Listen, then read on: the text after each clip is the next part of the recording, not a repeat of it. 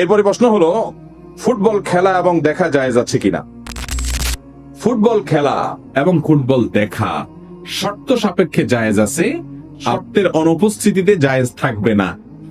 আমরা অনেকে মনে করি খেলাধুলা বোধহয় ইসলামে হারাম, সব খেলাধুলা, আনন্দ বিনোদন, হাসি রসিক, এগুলো বলতো ইসলামে নাই। ইসলামে শুধু নামাজ কালাম আছে, রোজা আছে, জাকাত আছে, হজ আছে, ওয়াজ শোনো, ওয়াজ করো, গুরু গম্ভীর জিনিসপত্র আছে। আমাদের দুনিয়াতে বেঁচে থাকার জন্য একটু হাসি, একটু বিনোদন, খেলা, একটু আনন্দ, এগুলোর দরকার আছে না নাই? এগুলো ছাড়া মানুষ বাঁচতে পারে? মানুষ তো সামাজিক প্রাণী, সামাজিক অনেক বিষয় যেরকম তাদের দরকার হয়, অনেক কিছুরও দরকার। সেই বিনোদনের সকল ব্যবস্থা ইসলামে আছে। ইসলামে কোনো কিছুর অভাব বা সংকট নাই, যথেষ্ট সমৃদ্ধ। অমুসলমানের কাছ থেকে ধার করে কোনো কালচার বা সংস্কৃতি আনার দরকার নেই। মুসলমানের নিজস্ব সংস্কৃতি স্বয়ং সম্পূর্ণ।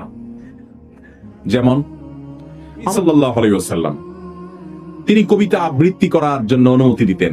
তিনি নিজেও কবিতা আবৃত্তি করেছেন। খন্দকের যুদ্ধের সময়, পরীক্ষা খনন করার সময়, মুসলমানের সময়, এবং তাবুকের যুদ্ধের সময়, তাবুক নয়, আপনার হুনাইনের যুদ্ধের সময় তিনি কবিতা আবৃত্তি করেছেন। আনান নবী আনা ইবনে আব্দুল মুত্তালিব, তিনি কবিতা আবৃত্তি করেছেন। আল্লাহুম্মা ফিরলি আল্লাহুম্মা লা আইশা ইল্লা আইশাল আখিরা ফাগফির লিল আনসারি ওয়াল মুহাজিরা। এই কবিতা কষ্টের সময় কষ্টের কাজ করলে কষ্ট দূর করার জন্য মানুষ দেখবেন শ্রমিকরা গান গেয়ে উঠে, আছে না? দূর করবার জন্য, হালকা করার জন্য আপনার খেতে খামারে কাজ করতেছে অনেকে, তো গান ধরে। এই গানের কথামালার মধ্যে যদি খারাপ কিছু না থাকে, এখন গান মানি তো দুই নম্বরই, গান মানি হলো যৌনতা, নোংরামি, অসভ্যতা বেশিরভাগ। কিন্তু গানের কথামালার মধ্যে যদি আমার রবের প্রশংসা থাকে, মা বাবার জন্য স্মৃতিচারণমূলক গান হয়, নিজের দেশ অঞ্চলকে ঘিরে, তাহলে সেই গানে ইসলামিক কোনো নিষেধাজ্ঞা নাই, যদি সেখানে মিউজিক্যাল ইনস্ট্রুমেন্ট ব্যবহার না হয়। নবীজি সাল্লাল্লাহু আলাইহি ওয়াসাল্লাম করেছেন। সাহাবীদের মধ্যে হাসান ইবনে সাবিত রাদিয়াল্লাহু আনহু, তিনি অনুমোদন করেছেন। একবার নবী করিম সাল্লাল্লাহু আলাইহি ওয়াসাল্লামের বাসায় আম্মা জান আয়েশা রাদিয়াল্লাহু আনহা বলছেন যে তিনি শুয়ে আছেন, দুইটা বাচ্চা মেয়ে গান করছে, গান ধরছে। আবু বকর রাদিয়াল্লাহু আনহু ঢুকে বলতেছে, আরে নবীজি গান, ধমক দিছে।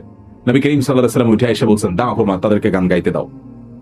খালি গলায় গান গাচ্ছে, এখানে কোনো মিউজিক নাই, গানের কথার ভিতরে খারাপ কিছু নেই। গজল মানে খোলা গলা, খালি গলার সঙ্গে যেটাকে বলেন, যেখানে খারাপ কিছু নেই, সেটা তারা গাচ্ছে, কোনো অসুবিধা নেই। এখন গানই হলো প্রেম প্রীতি। এখন গান মানে কি?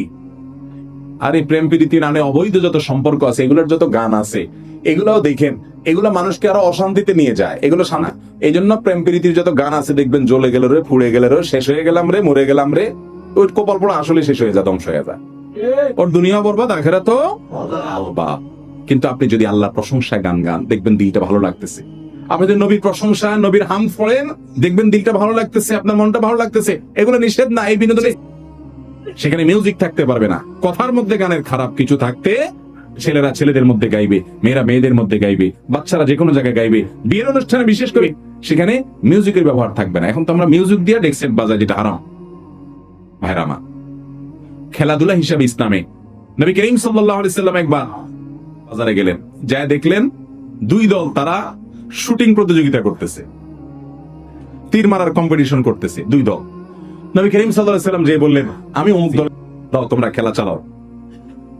তখন যে দলের পক্ষে উনি আছেন, ওই দল তো খুশি, কিন্তু বাকি বিপরীত দল যারা, তারা খেলা বন্ধ করে দিচ্ছে। নবী করিম সাল্লাল্লাহু আলাইহি ওয়াসাল্লাম বললেন, কি ব্যাপার, তোমরা খেলা বন্ধ করে দিলা কেন?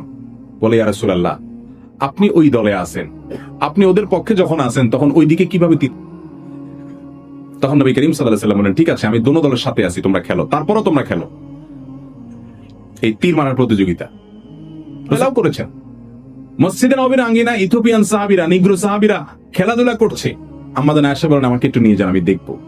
তাহলে ভাইরা আমার, যদি কোনো যুবক বয়সের মানুষ ফুটবল খেলে, সেই ফুটবল খেলা যদি সতর ঢাকা থাকে, সেখানে যদি একদল আরেক দলের কোনো টাকা পয়সা লেনদেন না করে, নিজেদের মধ্যে প্রদান না করে, জুয়া যদি না থাকে, এটা শুধু শারীরিক কসরতের জন্য হয়, যে আমার শারীরিক ব্যায়াম হবে, মানসিক ফুর্তি হবে, তো এই ধরনের খেলাধুলা খেলা জায়েজ আছে, এবং এটা দেখাও কি আছে।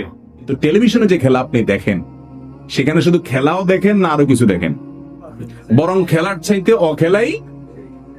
এরপরে সেখানে আপনি সতর মুক্ত করা হয়, আপনাকে হারামের দিকে দৃষ্টিপাত করতে হয় আপনাকে, সেটা আপনার সালাত থেকে আপনার মনোযোগ নষ্ট করে দেয়। রাত বিরাত নাই, রাত 1টা বাজে, দেশের লক্ষ লক্ষ হাজার হাজার যুবক জেগে থাকে, তার পছন্দ দল খেলবে রাত 1টা বাজে, 2টা বাজে, 3টা বাজে। অথচ এই যুবকই জীবনে কোনোদিন তাহাজ্জুদের জন্য একটি বারের জন্য ভোর রাতে অপেক্ষা করে নাই। কি জবাব হবে আল্লাহর কাছে? এত আবেগ তোমার বুকে, এত ভালোবাসা, ওই ইহুদি খ্রিস্টানের জন্য খেলা দেখার জন্য এত ভালোবাসা দিলা, রাতভর জায়গায় বসে রইলা। আল্লাহর হুকুম মানার জন্য কয় রাত জাগছো জীবনে? কোন মুখ আছে ভাইরা আমার? অতএব এই খেলাধুলা জায়েজ আছে, এইভাবে বিনোদন আছে এবং এটা দেখাও জায়েজ আছে। আমরা ইসলামটাকে শুষ্ক মনে না করি যে ইসলামে কোনো বিনোদন নাই, হাসি নাই, আনন্দ নাই। সবকিছু আছে ভাই, সবকিছু আছে। নবী করিম সাল্লাল্লাহু আলাইহি ওয়াসাল্লাম রসিকতা করতেন, কিন্তু রসিকতা করে মিথ্যা কথা বলতেন না। এখন তো যুবকরা কয়েকজন একসাথে হইলে রসিকতা মানেই হলো সব 2 নম্বর কথা, খারাপ কথা, নোংরা কথা, বাজে কথা। বন্ধু বান্ধব মানেই হলো। অথচ নবী করিম সাল্লাল্লাহু আলাইহি ওয়াসাল্লাম একবার রসিকতা করে, মজা করে একজন সাহাবীকে বললেন, ও 2 কানওয়ালা এদিকে আসো। কি বলে? 2 কানওয়ালা, তো 2 কান নাই।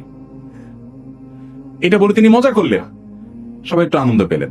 তাহলে কথা দিয়ে কৌতুক করতে যদি অসত্য না হয়, মিথ্যা না হয়, নবীজি মিথ্যা বলেন নাই, যা বলছেন সত্য, তার কান তো 2টাই আছে, কিন্তু মজা করলেন মাঝখান থেকে। ভাইরা আমার, অতএব এরকম আনন্দ বিনোদন করা কি আছে?